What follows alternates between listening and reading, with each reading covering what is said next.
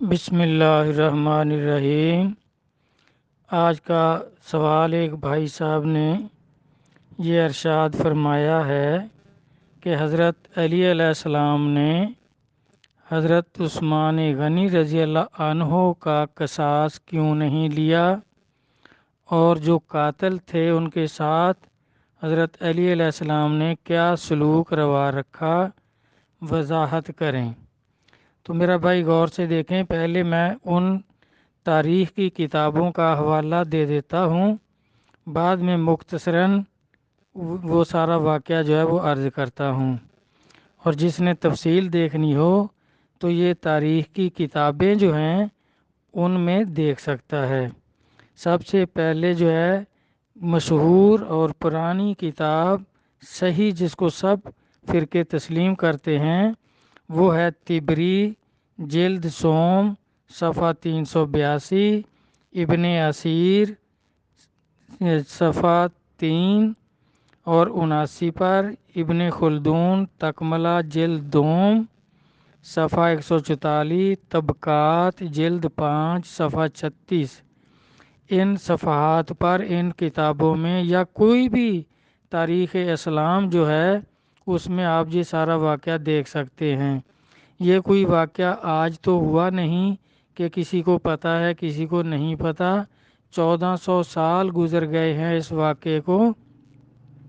تو جتنے بھی بڑے بڑے تاریخ دان ہوئے ہیں اور حدیثیں لکھنے والے، یہ واقعات سب کتابوں میں موجود ہیں۔ فرقہ وارانہ سوچ کو چھوڑ کر اور ذہن کو صاف کر کے اگر آپ پڑھیں گے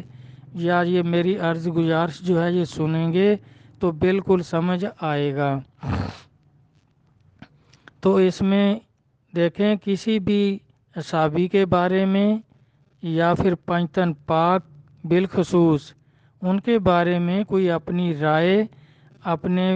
کسی فرقے کے مولوی کی تعلیم پر عمل کر کے اس کے خلاف سوچنا تو آدمی مسلمان ہی نہیں رہتا۔ کسی بھی صحابی پر اپنی طرف سے کوئی رائے نہیں کرنی چاہیے۔ جو کچھ کتابوں میں، تاریخ میں، حدیث میں یا قرآن پاک میں جو موجود ہے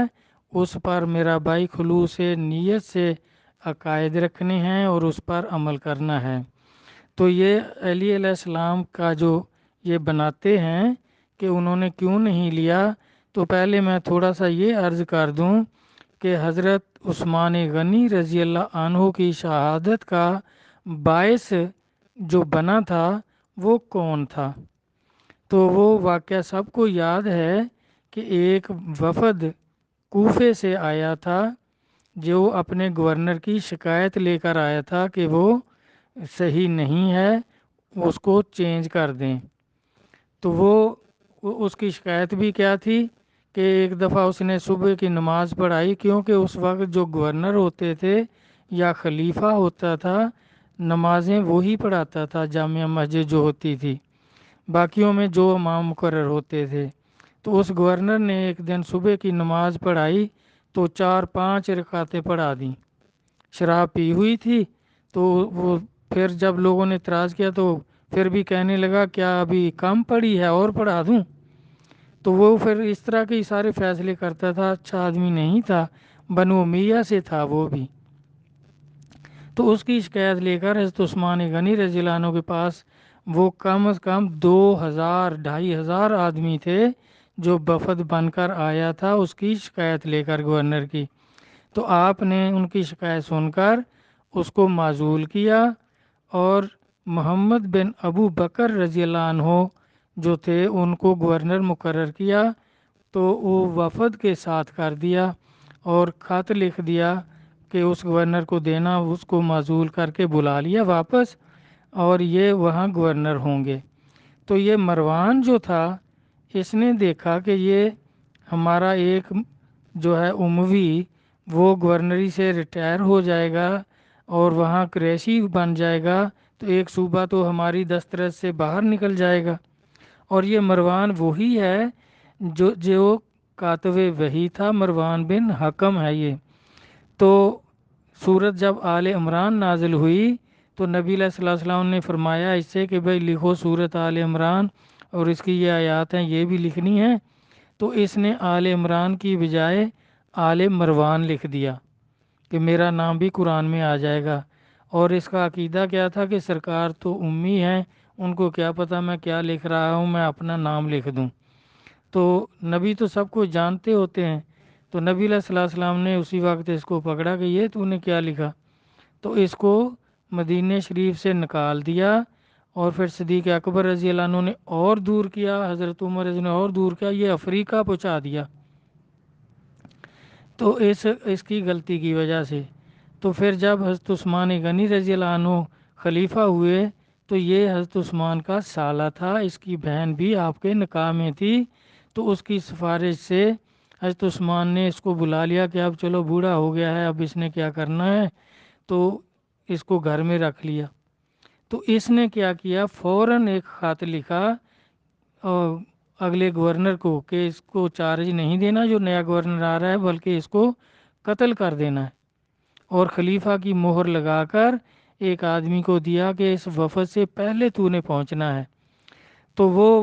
آدمی جا رہا تھا، سائیڈ کر کے جب وفد کے پاس سے گزرا تو ان کی نظر پڑ گئی، انہوں نے گھوڑے دوڑائے اور اس کو پکڑ لیا، تو اس کی تلاشی لی تو وہ خط نکل آیا، تو وہ وفد پھر وہیں سے واپس آ گیا۔ آپ دیکھیں وہی مروان بن حکم جو تھا وہ آپ کی شہادت کا باعث بن گیا، تو اس وفد نے واپس آ کر وہ خط دکھایا حضرت عثمان غنی رضی اللہ عنہ کو، تو آپ نے کہا میں نے نہیں لکھا، تو انہوں نے کہا یہ مہر دیکھیں آپ کی لگی ہوئی ہے خلیفہ کی۔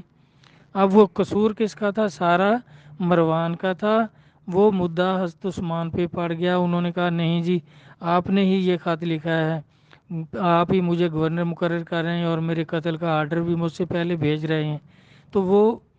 محمد بن ابو بکر نے تو بات چیت کی تھی، آپ نے شہید نہیں کیا، لیکن وہ جو دوسرے تھے ساتھی انہوں نے آپ کو شہید کر دیا، اور آپ کی بیویاں جو تھیں وہ بھی سامنے تھیں، چشمدید گواہ تھیں۔ اب اس کے بعد کیا ہوا، انہوں نے مدینے پہ سمجھے قبضہ کر لیا۔ پھر اب حضرت علی جو تھے وہ اور حضرت عثمان غنی رضی اللہ عنہ، یہ حضرت عمر رضی اللہ عنہ ان کو گورنر مقرر کر گئے تھے، 5 آدمیوں کا آپ نے نام لیا تھا۔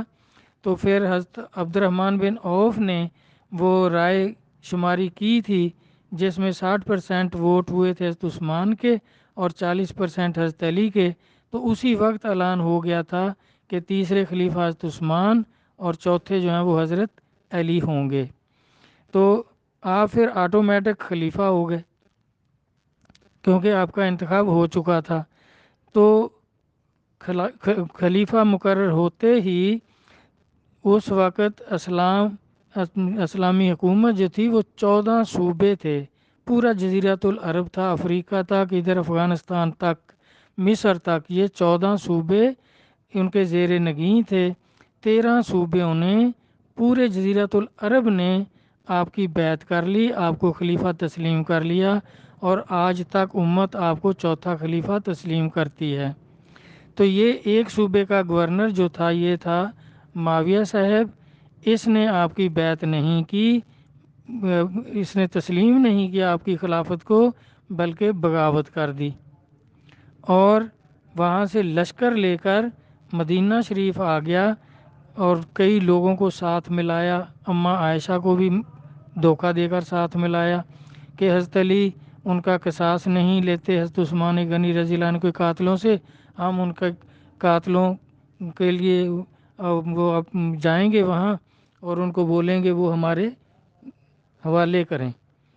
تو آپ دیکھیں پہلی بات تو یہ ہے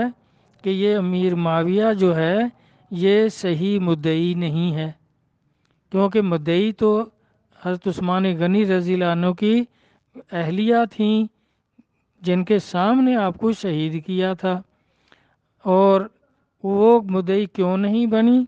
کیونکہ اس کے بھائی کے اوپر سارا حرف آنا تھا،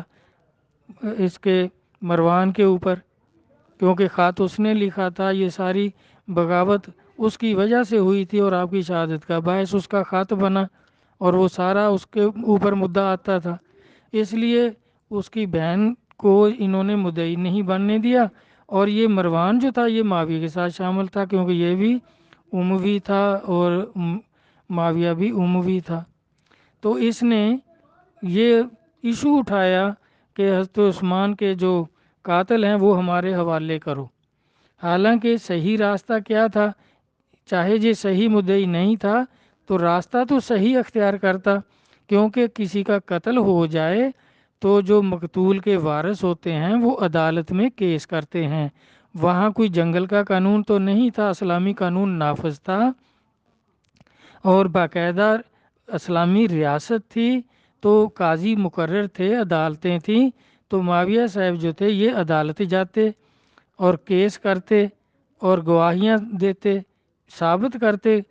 تو وہ ان کو سزا جو دینی تھی وہ جو قاضی تھا اس نے دینی تھی۔ اگر ایک صوبے کا قاضی ان کے مطابق صحیح فیصلہ نہیں تھا تو کسی دوسرے، جیسے سیشن کورٹ کا فیصلہ ہائی کورٹ میں چلا جاتا ہے، لوگ اپیل کرتے ہیں کہ انہوں نے صحیح فیصلہ نہیں کیا، پھر ہائی کورٹ کے بعد سپریم کورٹ چلے جاتے ہیں، تو آخر میں جا کے صدر یا وزیر اعظم کے پاس جاتی ہے، رحم کی اپیل کرتے ہیں کہ ہمارا فیصلہ صحیح نہیں ہے، ہم پر رحم کیا جائے، یا فیصلہ صحیح ہے ہمیں معافی دے دی جائے۔ تو انہوں نے کوئی بھی قانونی راستہ اختیار نہیں کیا۔ تو یہ تو کسی ملک کا قانون نہیں ہے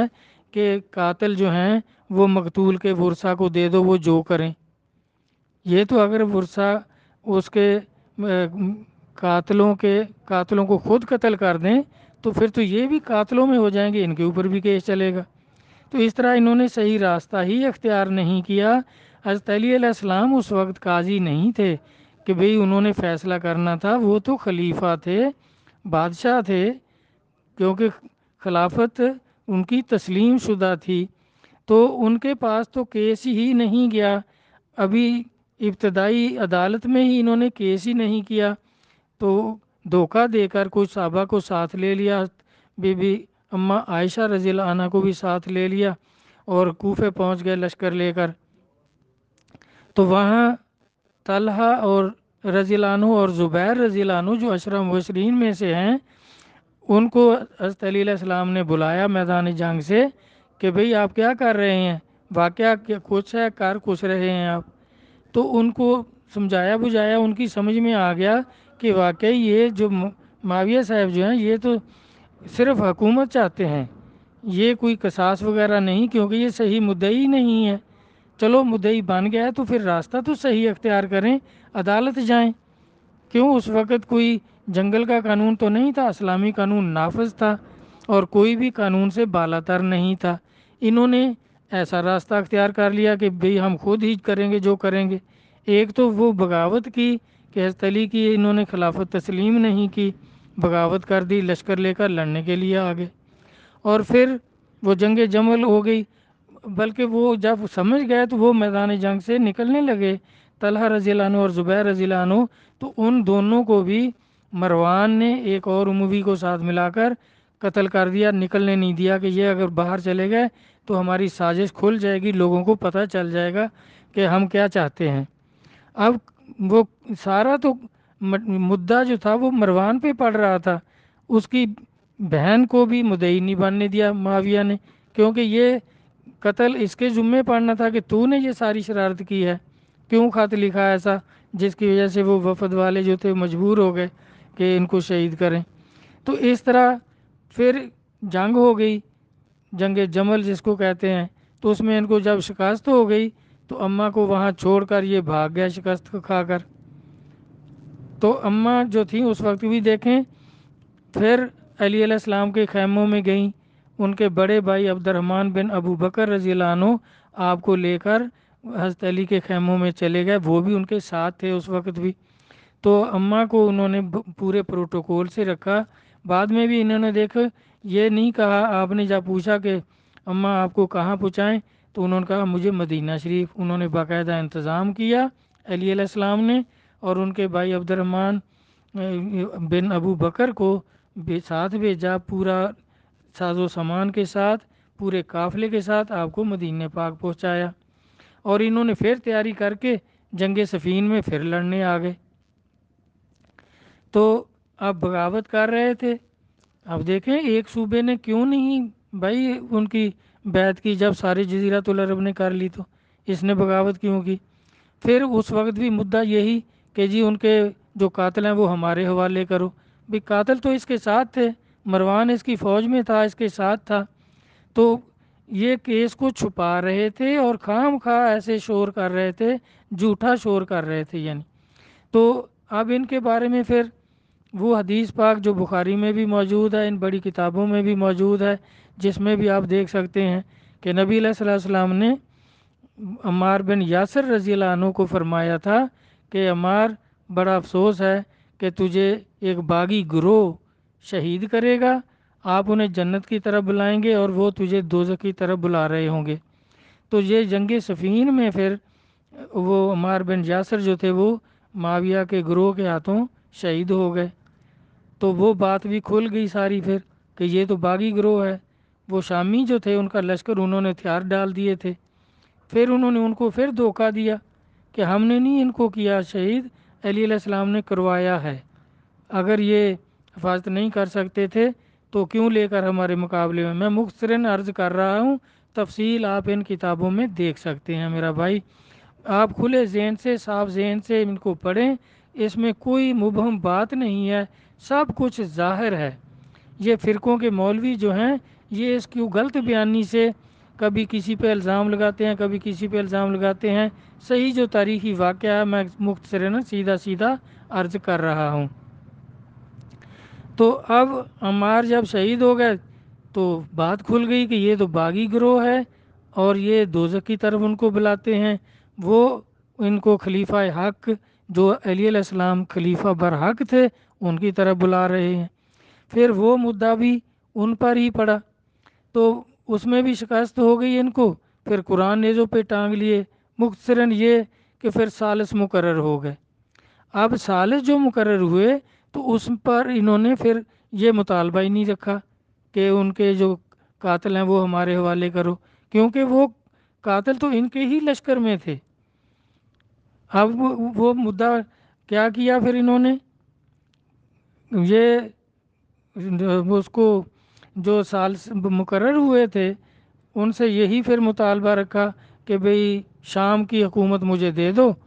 تو پھر ہم لڑنے سے ہٹ جائیں گے، نہیں تو اس میں 10,000 صحابہ دونوں جنگوں میں شہید ہوئے ہیں،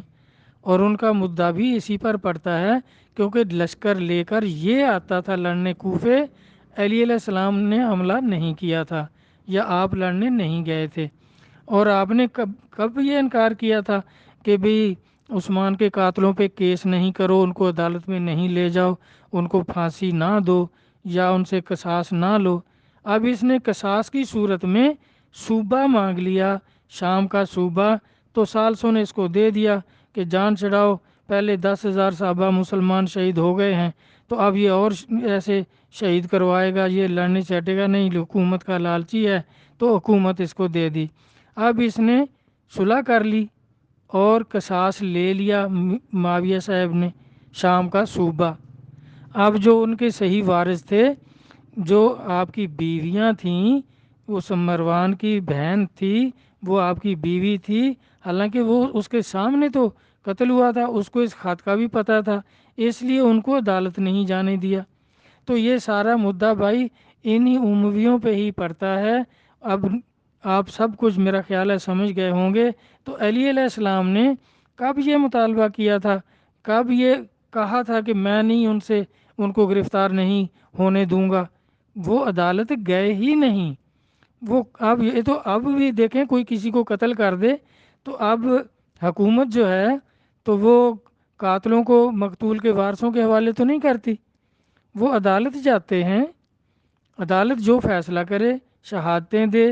ثابت ہو جائے، پھر جج کی مرضی ہے اس کو پھانسی دے دے، یا وارثوں کی مرضی ہے پیسے لے کر صلح کر لیں، اس کو معاف کر دیں۔ تو معاویہ صاحب نے شام کا صوبہ لے کر ان سے صلح کر لی۔ اب حضرت علی ان پر کیسے دوبارہ کیس کرتے، یا کوئی دوسرا وارث جو تھا، حضرت علی تو صحیح مدعی نہیں تھے نا، کیس کا مدعی تو معاویہ بن گیا تھا، تو اس نے صلح کر لی۔ اب جب مدعی صلح کر لے تو پھر تو بھائی یہ نہیں ہوتا نا، کیونکہ ہر دفعہ یہی مدعا لے کر آتا تھا کہ ان کے عثمان کے جو قاتل ہیں وہ ہمارے سپرد کرو۔ اب جب اس نے شام کا صوبہ لے لیا، وہاں اس نے کتنے سال، 4-5 سال حکومت کی، اس نے کبھی ان کا نام نہیں لیا کیونکہ اس نے صوبہ لے کر صلح کر لی تھی۔ اب حضرت علی کس کو کہتے بھائی کہ بھئی ان پہ دوبارہ کیس کرو، ان کے قاتلوں پہ، اور تھے بھی وہ ان کے ساتھ۔ جو صحیح واقعہ ہے اس کو میرا بھائی چھپائیں نہیں، صاف صاف سمجھنے کی کوشش کریں۔ اب اس کے بعد دیکھیں حضرت علی علیہ السلام کی شہادت ہو گئی، امام حسن علیہ السلام 6 مہینے خلیفہ مقرر ہو گئے، تو اس وقت پھر یہ لشکر لے کر آ گیا۔ امام حسن علیہ السلام کے ہاتھ پر بھی انہی 13 صوبے جو تھے انہوں نے بیعت کر لی اور 6 مہینے آپ خلیفہ رہے۔ تو اب پھر معاویہ لشکر لے کر آ گیا، تو اب آ کر حضرت عثمان کے قاتل نہیں مانگے، نہ اپنی حکومت کے دوران جو شام میں رہی اس کی اس میں ان کا نام لیا، پھر آ کر کہنے لگا پورے ملک کی، سارے تمام صوبوں کی، 14 صوبوں کی حکومت میرے حوالے کرو، نہیں تو جنگ کر لو۔ اب امام حسن علیہ السلام نے امت کی خیر خواہی سوچی کہ یہ اس کا باپ جو ہے وہ میرے نانا سے جنگیں لڑتا رہا، مجبوری میں مسلمان ہوا ابو سفیان، اور یہ میرے باپ سے جنگیں لڑتا رہا، 10,000 صحابہ شہید کرائے، اب یہ پھر آ گیا، پھر مسلمان شہید ہوں گے، دونوں طرف سے مریں گے تو مسلمان، یہ حکومت کا لالچی ہے، یہ نہیں چھوڑے گا۔ بھائی یہ تاریخ کی کتابیں سب دیکھ لیں آپ، میرا بھائی مجھے کوئی ضرورت نہیں ہے کہ میں کسی صحابی پہ الزام لگاؤں اور خام خواہ گناہ کماؤں۔ میں نے اپنی قبر میں جانا ہے، آپ نے اپنی قبر میں جانا ہے، صحابہ کے بارے میں خود سے کوئی آئیڈیا قائم نہیں کرنا چاہیے۔ تو اب کہنے لگا ساری حکومت دے دو، وہ دے کر چلے گئے، امام حسن علیہ السلام نے ساری حکومت ان کے سپرد کی، 14 صوبوں کا یہ بادشاہ ہو گیا۔ اور آپ دیکھیں تو پھر اس وقت دیکھیں اس نے کیا، حضرت عثمان کے قاتل جو وہ سارے مر تو نہیں گئے تھے، سارے تھے، مروان بھی ابھی موجود تھا، وہ یزید کے بعد وہ شام کا بادشاہ بھی بن گیا تھا مروان بن حکم۔ تو اب پھر اس نے کیا، حضرت عثمان کے جو قاتل تھے ان کو سزا دی، جس کے اس کا مدعی یہ خود تھا، تو اس نے پھر بھی کوئی نام تک نہیں لیا ان کا، کیونکہ وہ اس کے ہی لشکر میں تھے، اس کے ہی رشتہ دار تھے، یہ مروان اموی تھا، ان کا عزیز تھا، سارا قصور اس کا تھا، اور نبی پاک صلی اللہ علیہ وسلم نے اس کو اس لیے نکالا تھا کہ اس نے وحی کو غلط لکھا تھا، آل عمران صورت کی بجائے اس نے آل مروان لکھی تھی۔ اب میرا بھائی میں نے پورا واقعہ مختصراً عرض کر دیا ہے، تاریخ کی بڑی کتابوں میں آپ اس کو تفصیل سے دیکھ سکتے ہیں۔ اللہ رسول صحیح حقیقت کو سمجھنے کی توفیق عطا فرمائیں۔ اور علی علیہ السلام وہ ہستی ہیں جو پنجتن پاک میں بھی موجود ہیں، اور نبی علیہ الصلوۃ والسلام کیا فرماتے ہیں کہ اے میرے اے باری تعالیٰ، یہی ہیں میرے اہل بیت، اور یہ 4 افراد، علی علیہ السلام، بی فاطمہ علیہ السلام، امام حسن علیہ السلام، امام حسین علیہ السلام، اور 5ویں خود، کہ ان کو پاک کر دو جس طرح پاک کرنے کا حق ہے۔ یہ قرآن پاک میں ان کی پاکیزگی بیان ہوئی ہے۔ اور نبی علیہ الصلوۃ والسلام نے فرمایا کہ اے میرے رب، میں علی سے محبت کرتا ہوں، تو بھی علی سے محبت رکھ، اور جو علی سے محبت کرے اس سے بھی محبت کر۔ تو آپ نے فرمایا علی علیہ السلام کا دشمن کافر ہوگا یا منافق، مومن علی کا دوست ہے۔ اللہ رسول کے کلام کو سمجھنے کی اللہ تبارک تعالیٰ توفیق عطا فرمائے، آمین۔ اللہ حافظ۔